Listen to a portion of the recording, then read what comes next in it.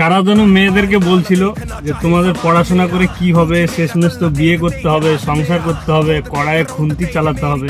আজকে আমি একটা কথা বলি, যদি 2026 সালের 20 জুলাইয়ের দিনটার কোনো বিবরণ লেখা হয় না, সেখানে মেয়েদের নাম সব থেকে আগে আসবে। আমাদের বোন, আমাদের দিদি, তাদের মা, এদের নাম আগে আসবে। কারণ এরা আঙুল তুলে প্রমাণ করে দিয়েছে বুক চিতিয়ে প্রোটেস্টের সামনে দাঁড়িয়ে থাকতে পারে। তারা প্রমাণ করে দিয়েছে যে মেয়েরা দুর্বল নয়, তারা সব সময় যে কোনো পরিস্থিতিতে বুক চিতিয়ে সবার সামনে দাঁড়িয়ে থাকতে পারে। তো যারা মেয়েদেরকে দুর্বল ভাবছে না, তারা আর দুর্বল ভেবো না।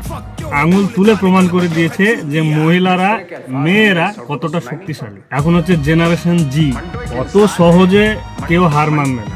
তাই যারা মনে করো যে মহিলারা শুধু হাতে চুড়ি পরে বসে থাকতে পারে, এটা তাদের কাছে একটা থাপ্পড়।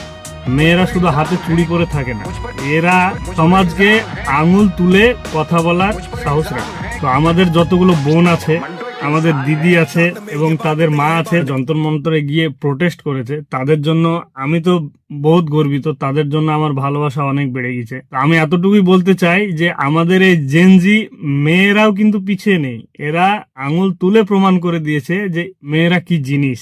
থ্যাংক ইউ সো মাচ যতগুলো আমার বোন, দিদি এবং তাদের মায়েরা, বাবারা যারা আমাদের স্টুডেন্টদের সাথে প্রোটেস্টে আছে। Thank you so much.